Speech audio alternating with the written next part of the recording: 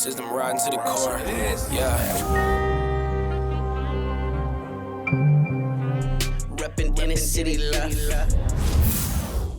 This is the Inner City Left broadcast. Today is Tuesday, September 9th. I am Amin TMK alongside Emoja Lil Tanky Sumler and our very special guest, Professor Butch Ware of the Green Party. Salamu alaikum, Professor Ware. How are you, my friend? How are you doing today? Wa alaikum salam wa rahmatullah. I'm doing good, brothers. I'm glad I could join y'all for this. I'm just on the road after some campaign events. So we're here in San Jose right now, but yeah, glad we could get this scheduled. I've been looking forward to it. Let's just jump right in if you're ready. Yeah, man. Okay. So my first question I would like to ask you is, what does a vanguard party look like in the eyes of Butch Ware? This is such a fantastic question. So my own understanding, and really it was coming back to recently reading Walter Rodney's History of the Russian Revolution that helped frame my thinking on this. So Walter Rodney, great, Guyanese historian of Africa, revolutionary socialist, and historian, and in many ways my academic role model and archetype. He pointed out that in May of 1917, the Bolsheviks were about 8,000 in number total, all across Russia. October Revolution, they're about 240,000, and which is still a tiny fraction, right, of the overall population. So what a vanguard party looks like. So socialists don't win because they convert everybody to socialism before a revolution happens. Socialists win because they provide the best material solutions to ordinary people's problems. They're prepared when a czarist regime implodes upon itself. We're prepared when the American empire collapses on itself, because we're the ones that have the best solutions to people's ordinary needs. And like we used to say back home, I'm originally from DC, stay ready, you ain't got to get ready. So if you're preparing the people and organizing, right? And that's why the Panthers said it's survival pending revolution. You put those 6 platform planks, which are all survival programs, before you even get to self-defense, because the idea is that you're building community structure, communal strength, and political strength, that whether it ends up being a velvet revolution, something takes place, literally dictators step down and go into hiding, they flee like the Tsar did, or whether it is a violent uprising, you are the ones that are prepared to take that in. And I'll just say the reason, one of the principal reasons why I'm running for governor of California as a Green Party candidate rather than as an independent is because you really cannot organize for institutional resistance just as an isolated candidate. I was thinking about how, Kwame Ture said, voting every 4 years is the height of bourgeois irresponsibility. But I know that the vote is how I organize my people. So I would shed my blood for the right to vote, right? So for me, the role of a vanguard political party, a revolutionary political party, is to channel the people's energy from mobilization around siloed issues to organization against systems, because as Kwame Ture said, revolutionaries don't just mobilize around issues, revolutionaries organize against systems and leverage power while you constantly tactically assess what the best way to strategically intervene in the path of revolution is. So that's what it looks like to me. Yeah, it's great points. I think often, we hear the conversation about sort of the West versus the global South, and people are like, well, why don't people take a step away from both, and that's just not really possible, because you have to have that apparatus with you. You have to have people who are willing to support you, systems and organizations that are already there. So I think that's a really good point. I want to show a video, if I can, Dr. Ware. This is a guy who the Democratic Party, I believe, is looking towards as some sort of presidential candidate. I just don't want to lighten the mood here. Some sort of presidential candidate. And got stuff, this man is in his 50s and he's out here. Look at this. This is Gavin Newsom here. This is a homeless encampment. And he made time. Look at this. He made time with his camera here to videotape himself sweeping this homeless encampment for our podcast listeners, this is Gavin Newsom just spending about 30% of his energy walking around. Just want to let this play for a second. Look at this. It's embarrassing, as I don't know, I want to call myself like an American, but as an American to witness something sort of like that when California right now, I'm going to just, this is the question I have for you, Butch. California is at 187 homeless population. 187,000, yeah. 187,000, sorry. And again, that's Gavin Newsom there. He's not been shy about how he feels about these homeless encampments. And you said you spent time in DC. We're here. We're activists here in DC. I see people sleeping in the Wawa doorways. There's tons of just people who don't have access to housing. And a lot of times it's difficult to find housing even if you have a job. What is sort of what is your reaction to Gavin Newsom and that cleanup of the encampment, and what can the governor do? What can we do to sort of end this sort of scourge of homelessness? So it's infuriating and heartbreaking at the same time. Infuriating because okay. So Saturday and Sunday morning here in San Jose, I was doing mutual aid work with an organization called Hero Tent. So on Saturday, we were going out to Columbus Park, which was recently swept, and we were doing food distribution for about 3 hours, food and water distribution, and just having conversations with folks. And the thing that I kept asking about was like, well, what's the most precious thing that the cops took from you? And like it's a white gentleman in his 60s talking about, that they just took his truck 3 days earlier, on the lie that the tags were counterfeit. He was like, a lawyer gave me those tags. Those tags were not counterfeit. They just wanted to take that truck. Right. And why am I bringing it up now? Because Gavin Newsom is out stealing things from the poorest people in our society, because that's what cleaning a homeless encampment is. It's literally just lifting items from the most impoverished members of our society. And one of these things is not like the other. It's not the same to go out and feed people as it is to steal their stuff. And what's insane is that our poverty industrial complex, that's literally what it does. It pays people to criminalize homelessness. And you said, you talked about DC. I'm from DC. Like my father was a locksmith. He had a locksmith shop on 12th and H. And he had a 6th grade education. And there were times when I was a child that we were living in and out of shelters and sometimes sleeping in my pop's van. And he battled mental health problems and addiction throughout his life. So there were periods where he was, for the better part of 2 decades, where he was homeless on the streets of DC. And when I'm thinking about how to intervene to solve the problem of homelessness, I'm not thinking that these are people that need to be locked up and moved out of sight, because it's not a public nuisance to me. These are human beings. That was my dad, and I loved him with everything that I had, even though he was a flawed man in so many ways, that I wanted, like good health and long life for him. And I want good health and long life for all the people that are on the street. And we treat homelessness like it's a public nuisance rather than a public policy failure. And so those 187,000 people that are sleeping on the streets average in the state of California every night, this is a state that has 186 billionaires in it. And in Silicon Valley, where I am now, we're at Columbus Park, with this massive homeless population suffering and having their stuff stolen by police. And Silicon Valley, in this area, there are 9 households that possess $683 billion worth of wealth. So listen, I don't like to curse, but y'all got me worked up. These bitch ass Democrats, like little Gavin Newsom, they are taking resources that come from our tax dollars that are meant to be actually helping people.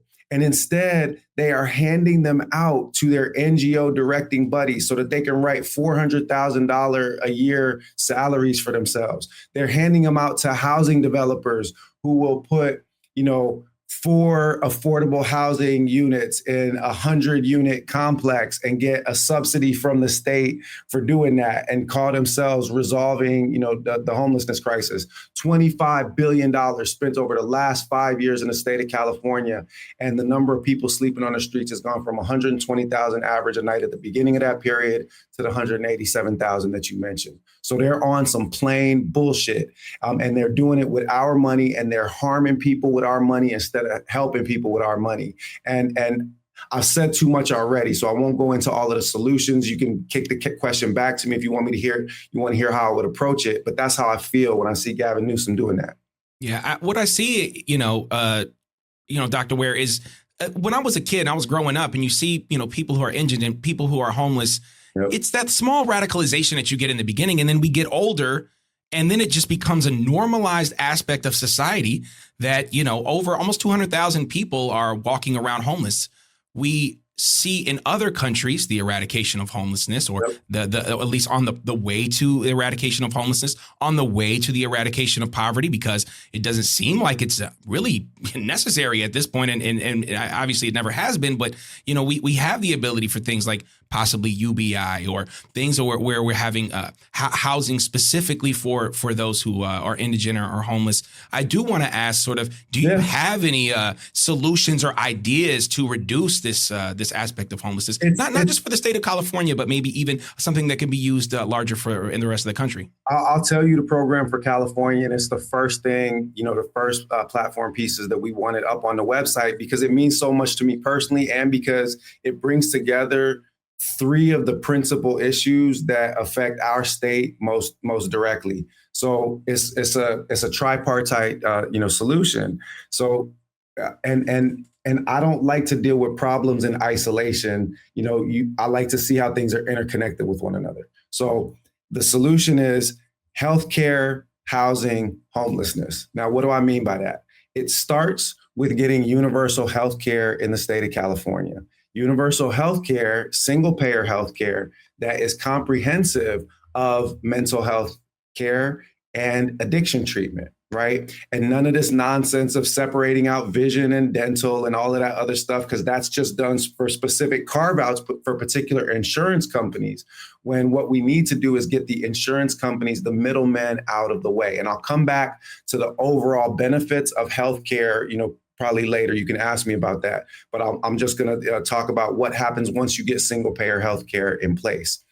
Once you get single payer healthcare in place and people have universal access to mental health and addiction treatment, because something like 70% of the people that are on the street have had some kind of mental health crisis at some point, because the streets produce mental health crisis, right? But what is putting people on the streets is the housing crisis, because we know that every $100 increase in average median rent increases the homelessness rate in any area by about 9%. So we're pricing people into homelessness. I have students at UCSB that sleep in their cars.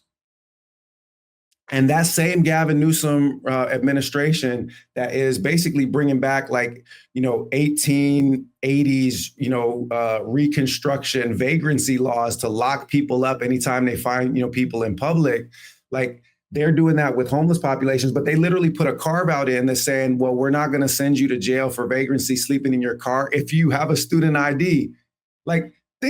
Come on now, think about this. We're not going to solve the problem of homelessness. We're just going to let our students be university students be homeless. Make it make sense. So you have to address housing. Now, how do you address housing? You address housing, the housing crisis, so they'll lie to you and tell you, and this is what I just came from a candidate forum, and the Democrats were all, we need to build more housing. We need to build more housing. I'm like, that's just more handouts to your developer buddies. We're not falling for the okie doke. There's 14 empty housing units for every homeless person in the city of San Francisco. Nationwide, there's something like 28 open housing units for every homeless person in the country. The problem is not a lack of housing. The problem is that Blackstone and BlackRock and a bunch of private equity and real estate firms have been buying up all of these single family homes and also residential complexes and pulling them off the market to artificially spike prices. So they keep driving costs higher and higher. As governor of the state of California, the first thing that I'm going to do is tax the shit out of anybody who holds on to like 10 plus properties in that way, to the point where they can't wait to sell them to the state. They can't wait to sell them to the state, because I'm not going to build a bunch of new housing when we have a bunch of available units. We're going to do what Vienna does. Now, in Vienna, 43% of the units on the rental market are owned by the state, which and you talked about certain societies have, dealt with the problem of homelessness and poverty. China's one of them, right? And what China does strategically is China will deploy state capital in order to provide a market counterbalance for when private capital, because China's run by a communist party, but China is not a communist country. Like you can say it's argued it's a socialist country, but like there is a lot of capital that circulates in the private sector. But what the state does is it makes strategic decisions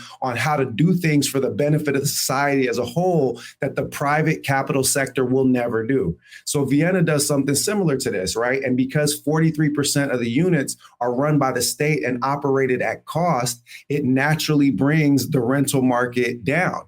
So that combined with rent control starts to get things back in shape, and it puts home ownership in reach for more people, because you got Blackstone and BlackRock out of, soaking up all of these individual properties. Now you got those two pieces together, and you already mentioned the third part that's the magic bullet, that when they come together, it solves the problem. UBI for the poorest people in our society, universal basic income.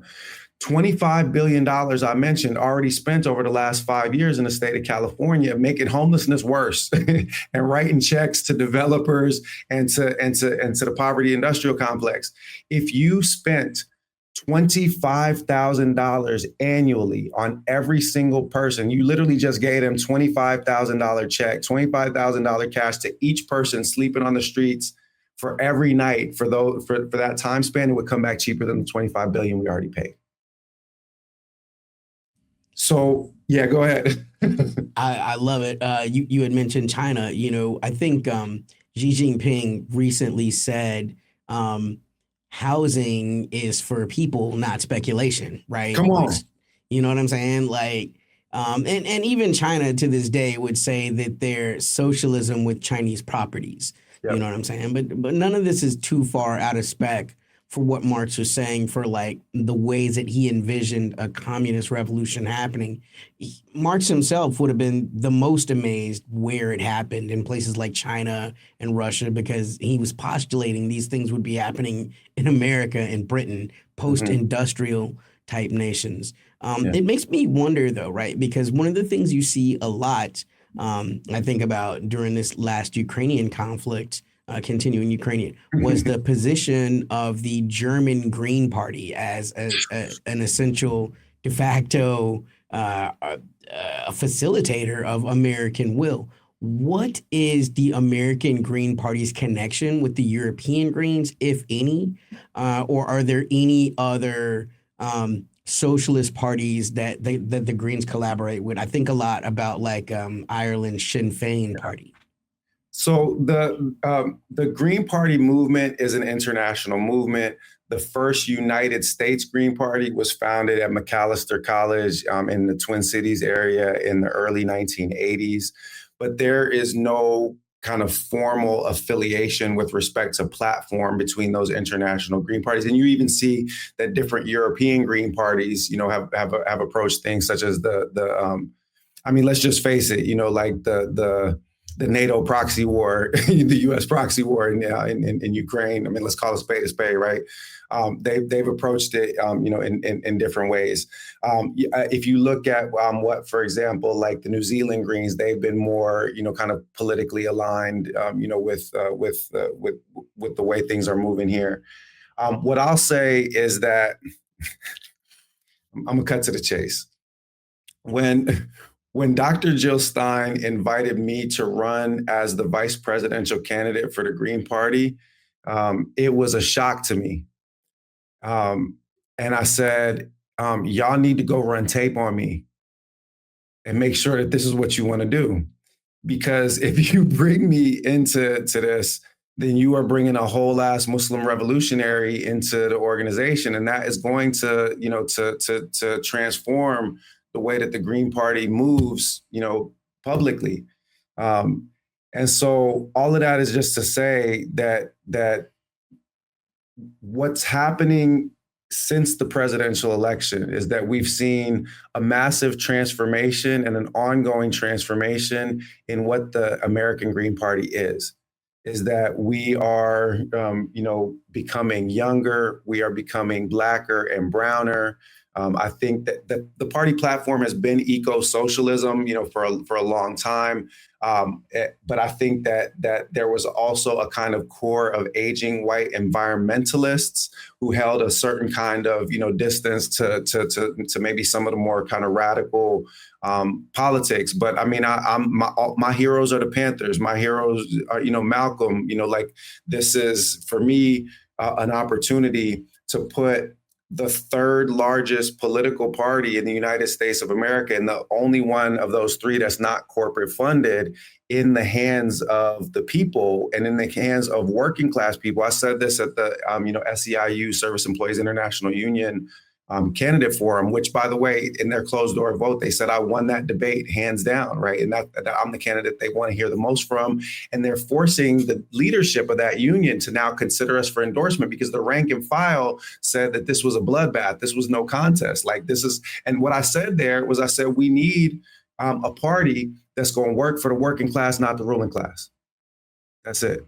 So as long as, I'm running, green, and, like Dr. Jill, who tagged me in, who, by the way, is the biggest supporter of my campaign. Like, she's the biggest supporter of what we're doing in the state of California. She's 75 years old. Like, she stepped up and ran this past year. Everybody acts like she runs all the time. She didn't run in 2020. She ran back in 2016 and then came back because Cornel West left the Green Party and we needed a candidate. Otherwise, we would lose electoral access in a bunch of states if we didn't have a candidate at the top of the ticket. So all of that is just to say that, this, as long as I'm involved in it, this is going to be a party that's oriented towards revolution and that's oriented towards bringing, actual, working class solidarity to fight back against both of those two, genocidal, fascist, corporate, parties. Yeah, I just want to say that type of change is definitely needed. One of the big pushbacks I get as a Southern leftist is they don't have, like, the Second Amendment platform is not too far off from, like, the Democratic. It's still like this tough on crime. We got to get the guns. And, like, that just does not appeal to Southern leftists at all, that understand that often the only recourse they have for defense is themselves. Like, they cannot count on the state.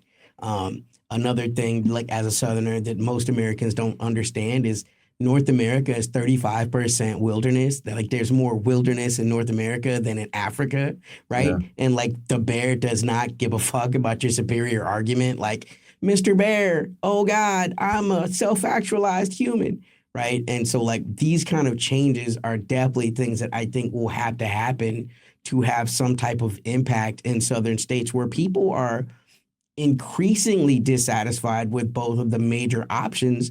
But when I talk to my leftist friends, they're like, there's no way I am voting for a party that will not openly embrace my rights to bear arms. So, well, it's a very important point, and I'm glad you raised it, because this was another place where, like, Jill surprised me, right? Because she, was like, we got endorsements from the almighty Vice Lords Nation. Like, we got endorsements from street organizations. We got endorsement from Panthers. Aaron Dixon, former Seattle captain, of the Black Panther Party, personally, appointed by Huey P. Newton himself.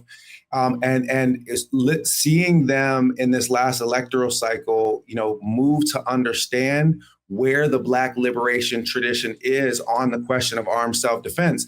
But it really did not require a major tweaking of the platform, because the sensibilities of some of those white leftists might have been the obstacle, but the platform wasn't. The platform is about nonviolence.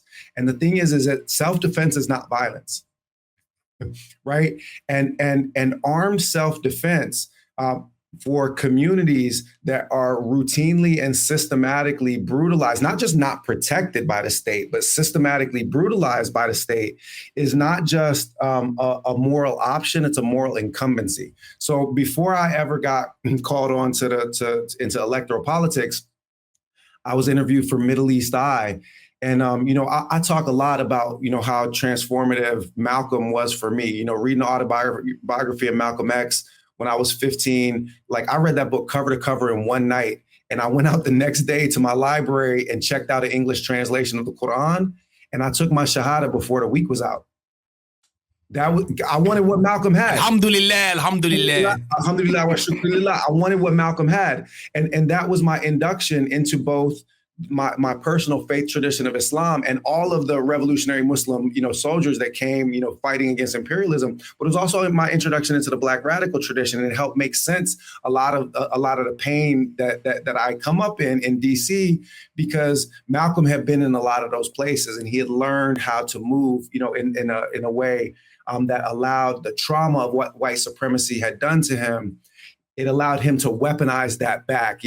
Somebody said, one of my teachers said, you have to make the crisis you're experiencing a crisis for your colonizer. And so you have to transmute that pain into weaponry. So now back to Malcolm. I was asked by Ashfaq Karim on Middle East Eye. He said, well, what do you think Malcolm would say about where we are now? This was maybe about 6-7 months into this current genocide. And I said, well, I don't know, because I don't like to ventriloquize Malcolm, but I do know how he would have answered the question, do you condemn Hamas? Right? And I went on to say, because the right of occupied people to armed self-defense, to armed resistance, is actually enshrined in international law. It's not a thing that's up for debate. What I said is that in our tradition, and what I meant when I said our tradition, I literally meant both in the Islamic tradition and in the Black self-defense tradition, right? That armed self-defense is not a moral right, it is a moral responsibility. It is a morally deficient position to allow people that are in your care to be harmed and to not protect them. If somebody come up in my crib and try to hurt my wife or my kids, I can't say I have the right to protect myself or to protect my family, but I'm going to forego that right. I can't say that. That's an immoral position. I have to go out guns blazing, and that's that. Yeah, I think about the capture of the Black bourgeois class around the 60s and the 70s, and how that contrasts with the Black thought leaders before that time. W.B. Du Bois went to college with a shotgun every day. You know what I'm saying? In D.C., power concedes nothing without a struggle. I mean, that's the Lion of Anacostia, what I'm saying? Frederick Douglass. This was such an inherent part of the Black resistance struggle that's really been kind of foregone since the 60s. It's part of the broader Democrat takeover and co-optation. When did our people forget that the Dems are ops? When every last one no, seriously, when did our people forget that the Dems were ops? When every last one of our revolutionary heroes told us that the Dems are ops. And just to add an example to the case you already made, Fannie Lou Hamer, right? Because it wasn't just the brothers that were strapped. It was the sisters too, and the aunties. And Fannie Lou Hamer said, I don't worry about, the KKK. She said, because I keep a loaded shotgun in every room. And she said, any white boy want to burn a cross on my lawn ain't never gonna write his mama again. those are her exact words, right? So, and this is part of the problem is that those blood-sucking Democrats have, so thoroughly infiltrated, Black community life and conflated, Black politics with the Democrat Party that they've caused us to forget a bunch of things that we all know. And whenever I start talking this stuff in public, you see people it's like they have this reaction, I remember this. I remember this. I used to know something like this. Where did it go? Right? Because the reality is that, Team Blue is an enemy, a plain enemy to Black people. And the last thing I'll say about that is that, so I do these, free online intensives, Revolutionary Book Club, Revolutionary Learning Community. People can find out, all about those on my social media. But one of the things that came out of the most recent round of those weekend intensives was the understanding that if you take an anti-colonial lens to understanding that what the Democrat Party is, it's actually the native administration in a colonial state in Africa. It's actually the African chiefs in the colonial state in an African context. It is the ruling elite that has been co-opted to serve as the internal Black face for white supremacist institutions that allows white supremacy to go unchecked. In colonial Nigeria, it was the native administration under a structure of indirect rule that was the actual interface for the oppressed population. And the Democrats, especially those Black Democrats, play exactly that same structural role inside our occupied and colonized Black communities in the U.S. Well, I want to stay on the Democratic Party if we can, because I feel like it's very important. Andrew Jackson. Yeah, the party of Andrew Jackson. Can we acknowledge the ballot and the bullet? I mean, there was talking about the Dixiecrats. This is not for Black people. No. And let's talk about the most recent. Let's talk about the most recent, Professor. I want to say this because, last Democratic election, there was no process. There was no ability for anybody who wants to vote for Democrats or are part of the Democratic Party to choose who they wanted to run. They got Kamala Harris. I don't want to mince words about this person because they were completely complicit with the Holocaust in Gaza. She's a genocidal monster. Yeah, but I just.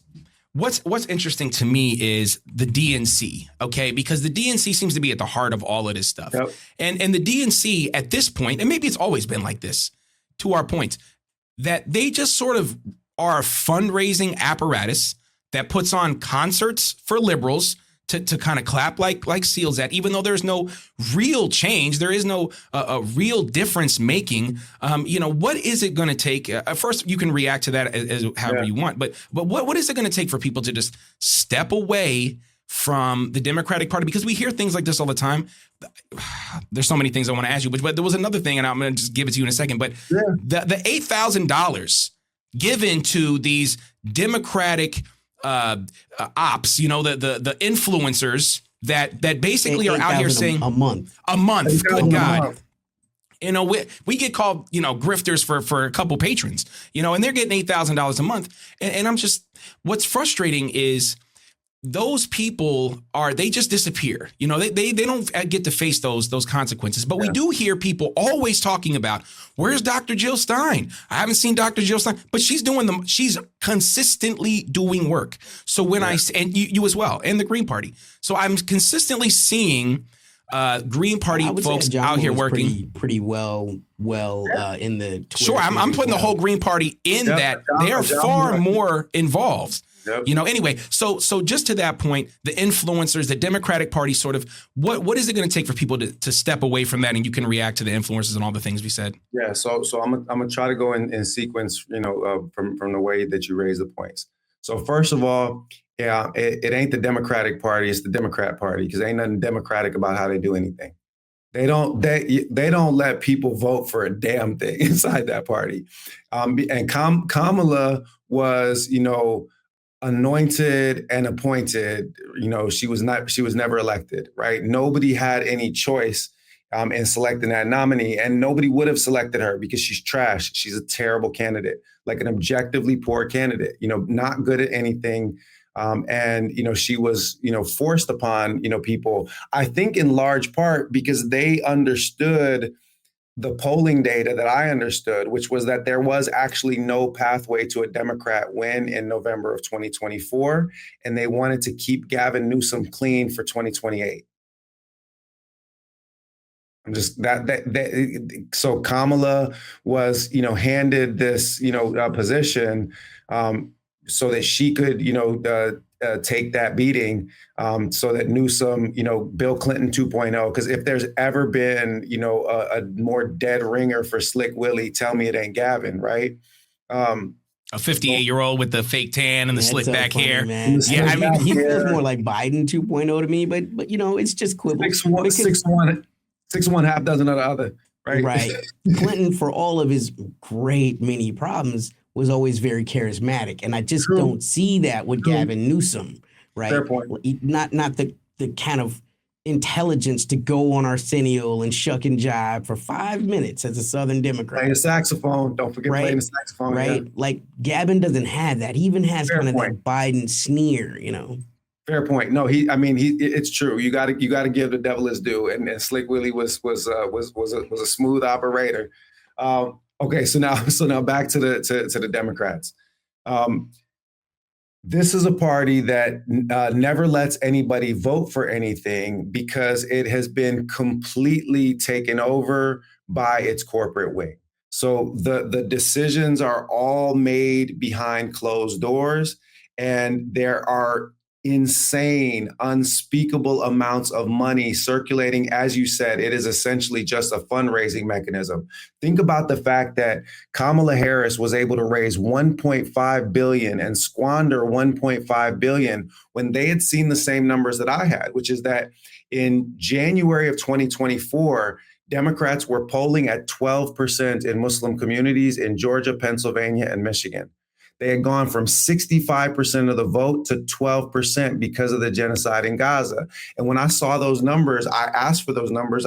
When I joined the campaign, I reached out to a sister, Dalia Mugahid, who does polling in the Muslim community at ISPU. And I realized, I was like, oh, they're dead. They can't win the election. I knew. And I made that prediction then. People thought I was crazy. I was like, they have no path to victory. There is no path to victory for this party. And they knew that. And they spent $1.5 billion of the people's dollars anyway, because they would rather squander that money and lose elections, but keep those donor pipelines open than win elections.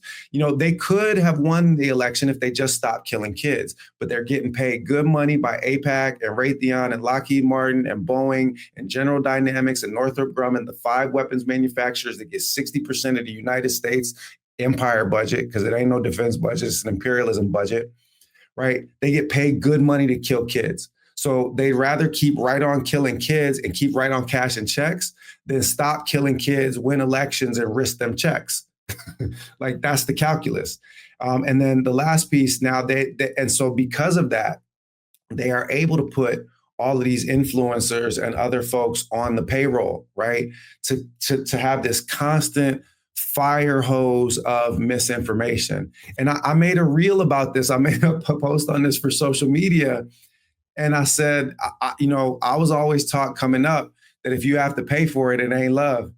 And I had Mary J. Blige, Real Love, playing on the instrumental in the background, right? Which is, and like, understand that, like, yeah, there are some of these, dead-hearted libs that will cape for Kamala for love of the game, for love of genocide, or because they're Zionists in their heart. But the majority of them are just bought and paid for, right? And that just shows this incredible influence that Slick Willie initiated. I mean, remember, before Clinton ran on campaign finance reform, back then, the Republicans had all of the corporate money and the Dems were actually interested in getting some out. But Clinton was so good at corporate fundraising that the Dems completely abandoned that idea. And instead of fighting fire with water, as Fred Hampton might say, they started fighting fire with fire, right? And so they turned themselves into a blue version of the Republican Party. And objectively speaking, they are to the right of Ronald Reagan, on every single economic and social issue. The neoliberal version, and of course, neoliberal is not like a new version of liberal, like liberal versus conservative. It's economics, and neoliberal economics is just Reagan's trickle-down economics. It's give everything to the private sector, let them take a cut off the top, and you get what you get, in terms of the services. Well, that party, the Democrats, are now so far to the right of Reagan that you can't even see Reagan from where Kamala was standing. So the second prediction that I made, and I'll stop here, I said that there's no way that they're going to win that election. And then the second prediction that I made was that the Democrats are going the way of the Whigs. It's a dead party walking. Go ahead. Citizens United died under Obama, if I remember correctly, right? Correct. Which was the end of, that was the beginning of legalized bribery. I mean, now campaign contributions count as free speech, which is quite an understatement for, wow, what the fuck? Legalized corruption, like you said. Yeah, go ahead. Yeah, I think about the three primary contradictions of the Democratic Party is needing the votes of people that use words like gaslight while being unwilling not to gaslight those type of people about what they perceive as American politics. Needing the votes of people that utilize feminism as a core identity and yet still choosing fidelity to white replacement politics, yep, which override any type of fidelity to personal choice. Yep. And needing the votes of Black Americans while having no real ties to non-political class of Blackness. And in fact, having a fear that alternates between revulsion and benign neglect/dismissal, like needing all three of those core demographics and yet having nothing to offer any of them.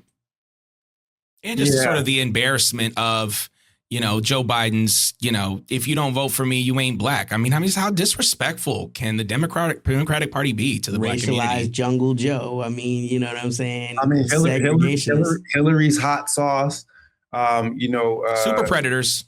Nancy Pelosi, Kente Cloth, kneeling, and let's to go back to something that you raised and tie it together. Let's not forget that when they did attack us, they sent the colored wing of the Democrat plantation to attack us. They sent AOC Pelosi to attack us. They sent Keith Ellison to attack us. They sent George Takei to attack us. So they masters say jump, they say how high, because they have these colored operatives whose job it is. Dr. Jared Ball often puts it this way, to delegitimize any politics that emerge to the left of the Democrats. And you can argue that the Democrat Party is like the single most effective counterinsurgency organization ever to exist in human history. It is where, liberation goes to die.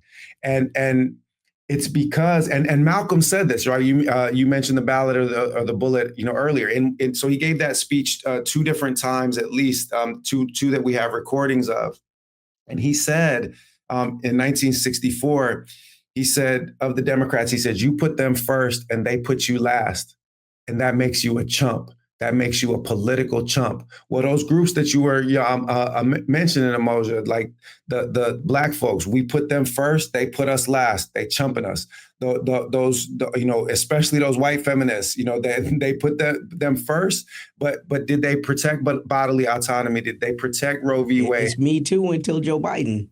Do you know what I'm saying? And so that you put them first and they put you last. And actually, at that SEIU candidate forum, where we really started to develop, what looks like is going to be a broad base of union support, because I've actually been independently contacted by a number of union leadership people throughout the state.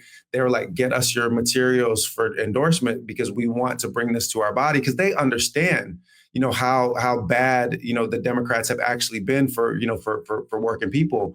That was my last bar as I walked off the stage. I said, you put them first and they put you last, and that makes you a political chump. Ain't y'all tired of being chumped? Like, at what point in time does it become enough for you that you actually stand up and insist on being treated with some basic dignity? In another version of that same ballot or the bullet speech, Malcolm said, We're going to knock on every door in Harlem. And we're going to register every Black face behind every Black door, not as a Democrat, not as a Republican, but as an independent. Because Malcolm understood that there is no future for organizing on that Democrat plantation. You have to organize for power that is independent of those two corporate control powers. So that's what I'm trying to do, and I'm essentially trying to put this party in service of all of those communities that the Democrats say that they represent. But as I said at that candidate forum, you cannot represent management and the shop floor at the same time. It's a conflict of interest. You can't be cashing checks from the management class and actually working for the corporations and still be representing the working class. That's not how it goes. Yeah, it's like the Richard Pryor movie, Which Way Is Up? When he was the union leader, you know what I'm saying? They're like, let's just go ahead and get homie and bring him in the middle management. Fantastic film if y'all haven't seen it. But everything that Richard Pryor did was gold. I mean, and he's as far as I'm concerned, like that's the GOAT, when it comes to Black comedians. But it's a separate conversation. Go ahead, Cyrus. Right. I mean, I know you have a couple more. This is my last one. I would be remiss if I didn't mention this. California, I feel like it is one of those hotbeds for sort of the Zionist versus anti-Zionist movement. I don't know if you saw this earlier, Professor Ware, but there was a Beverly Hills, I don't know if it was the county or the city, that basically were saying they're going to fly the Israeli flag. Now, they went ahead and repealed that due to backlash. But also, I don't know if you had heard this too, the TikTok, they hired a former Israeli instructor as their hate speech policy chief. It's like they're so obvious. Sometimes it's hard and difficult for me to try to frame it in a real way. But it obviously Palestine is like one of the biggest, if not the biggest, issue for most activists or leftists or whatever you want to call it. I just think globally it is for sure. But even in the United States, so many protests, so much news, so much. Obviously, the people in themselves are bubbling up to come to the aid of Palestine if they can. But again, you have a former IDF member or Israeli, a bureaucrat as the TikTok hate speech person. You have, flags that are wanting to be Israeli flags that are wanting to be flown, in Beverly Hills. And it's not just that. I mean, Gavin Newsom has always been sort of at the forefront of, we're here fighting anti-Semitism and these things when obviously it's, just incredible amounts of Zionism that permeates throughout the Democratic Party and in California too. What are we supposed to do sort of as citizens? What is our ways to push back? And sort of what is your reaction to sort of all of those things and just the incredible difficulties of raising Palestinian awareness and stopping the Holocaust in Gaza? All right. So take a deep breath because we're about to go on a long walk. So Gavin Newsom lied on tape and said that he saw a video of beheadings in October of 2023. Like, that's the kind of unrepentant Zionist. I posted that video to my social media feed. Katie Porter, who is, the Democrat, front runner in the state of California, to replace him to become the new Gavin Newsom, running up against me. And it's going to come down to me and Katie. I'm going to talk about that, in a bit. That's the fight that we're obviously headed towards. She made her I Stand with Israel hostage video on October 11th. The Democrat establishment inside the state of California is owned lock, stock, and two smoking barrels by the Zionist lobby. And you have to just understand that, like at this most recent candidate forum, the one I was at in Sacramento yesterday, which was organized by APAPA, Asian Pacific American Public Affairs group, it's a beautiful Asian American Pacific Island organization. They did this great civic service, and they actually invited me instead of freezing me out. At that, there were 8 candidates, and I'm the only one on stage that's an anti-Zionist. And I'm wearing a Palestine, pin, and I'm the only one calling out genocide, from that stage. So understand that the establishment inside the state of California is Zionist through and through. It's not just the effort to try to get things raised up in Beverly Hills. It's also AB 715, which is basically trying to crack down on any kind of teaching of Palestinian history, marking any teaching of Palestinian history as hate crime. Wearing a keffiyeh would essentially, constitute not a hate crime, but it would essentially constitute a violation and, basically be seen as intimidating and threatening if you wear it into the classroom and so forth. So they're doing everything that they can to control the narrative. Now, the reason is that, and this is the good news, this is the extinction burst of Zionism, just as it's the extinction burst of American imperialism. It's finished for them. They've lost control of the narrative. The legendary MC, one of my favorite MCs, Wise Intelligent from Poor Righteous Teachers, he visits my hip hop history class from time to time. And he said in one of those classes, he said, narrative scripts human behavior the way that code scripts computers. When they lose control of the narrative, they lose control of the code. And the young generation especially is completely unplugged from those Zionist narratives. That's why Zoran was able to win in the mayoral primary inside the Democrat Party. And I mean, we could talk about that separately. You could never get me to run under, Team Blue genocide. But I'm obviously he's showing a lot of signs of AOSification. I'm still praying that brother will fight the good fight, but I'm not hopeful that. Listen, here's why I'm praying for it. I'm praying for it because that's what the people in New York need. The people in New York need for him to grow a backbone. And stand up and represent what they were actually voting for. But the broader point is that the 18 to 24 demographic came out and voted in higher percentage than any other age group in that election. And so even in a hotbed of Zionism like New York City, you can absolutely flat out win elections. And that's what we're going to do in the state of California. So you ask what we can do, we can organize. You got to understand, why did Kwame Ture say what he said about mobilization versus organization? He said you have to understand this distinction between mobilization and organization. Well, why? Because we have seen the most massive mobilization ever in the last 5 years against police brutality and police killing of Black people. 2020, I'd never seen anything like it. And I've been marching against police brutality against Black people since I was 14. And it was a kid in our neighborhood that was killed by police with a squirt gun in his backyard.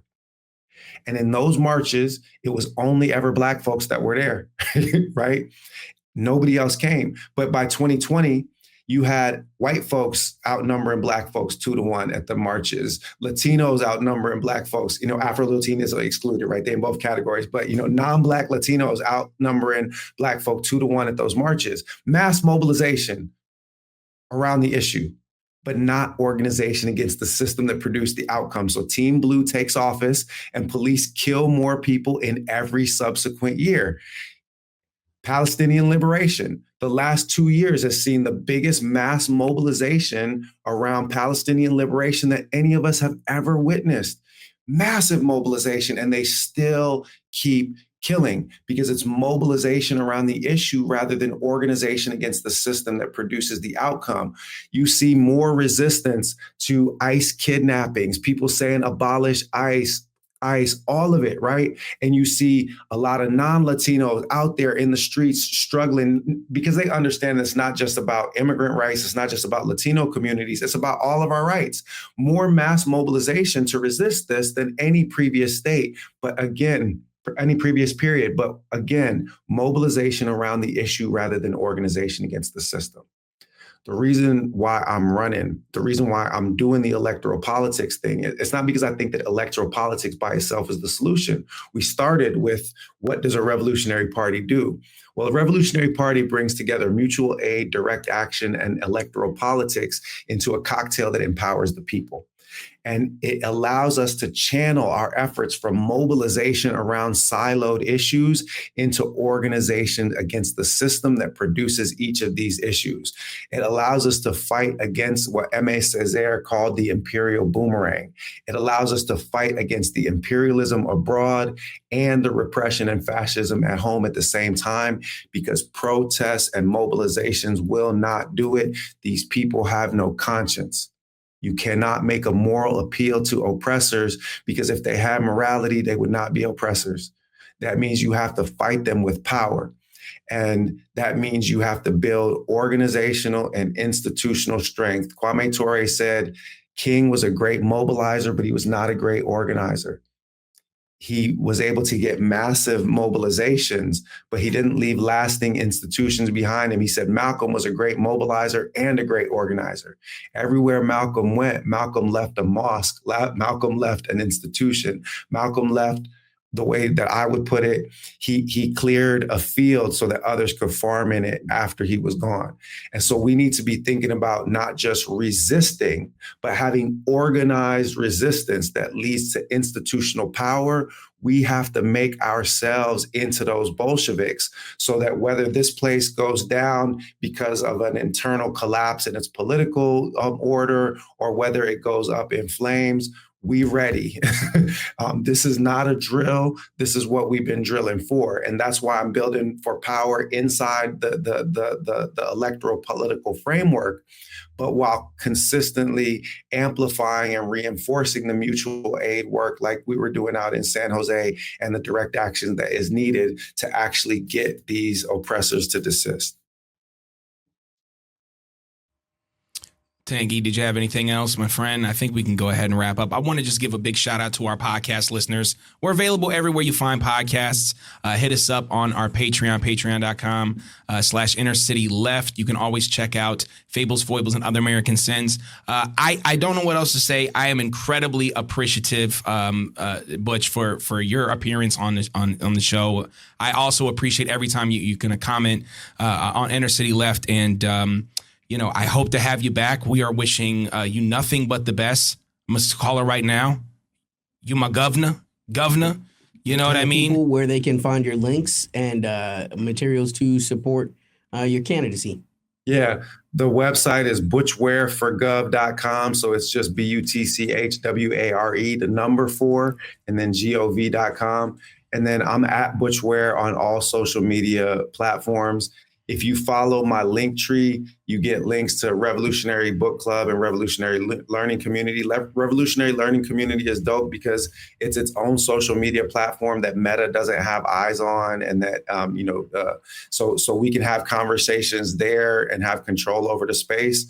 So yeah, if you're interested in contributing to the campaign, or if you dare broke, then volunteer for the campaign, because the one thing that I'm going to tell you is that we need to fight with organizational strength in this moment. So that's what I'm trying to build. And with respect to Inner City Left, yeah, I mean, I follow y'all, man, and I love the material that y'all post. So you'll always see me engaging in the comments. If you want to engage with me, and this is to people that are listening, follow my Instagram, because I can't keep up with more than one social media thing. So I'll just kind of dump stuff onto Twitter and TikTok. But if you want to go back and forth with me in the comments, Instagram's the best place for that. Thank you so much, Professor Ware. I would have put everything in the description to make sure that we have you have full access to everything you're getting involved with. Follow Butch Ware on Inner City Left. Again, I'm gonna just stamp it right now. You officially my brother. You my Muslim brother already, so it's already a connection right there. And we're really all just trying to make this place a better world to live in. That's just really where we at with it. Any final words or any final thoughts before we get out of here, Professor? Yeah, I'll give one. Even if you don't live inside the state of California, this is the tip of the spear. Because if we can change this place, then we can change the whole country and we can change the whole world. And it will only take us getting to second place in the primary on June 2nd of 2026 to stage a one-on-one between whoever that sorry Democrat candidate is and me, because it's a jungle primary, only the top 2 advance. So this is the tip of the spear. Get involved, because if you're able to change California, and if we can get it out of the duopoly, that will break this capitalist system, once and for all. And it will only take really about 15 to 20% of the vote on June 2nd of 2026 to finish second. So it is very much in reach. So contribute with your time and your energy if you can, because we're going to be fighting for the people. Thank you so much, Butch Ware. I want to also give a shout out again to everybody on our Instagram and everybody involved with the Green Party for making this happen. For Dr. Butch Ware and Emoja Lil Tanky Summer, I am Amin TMK. This is the Inner City Left broadcast. Peace. Peace out. System riding to the core. Yeah. Reppin' inner city left.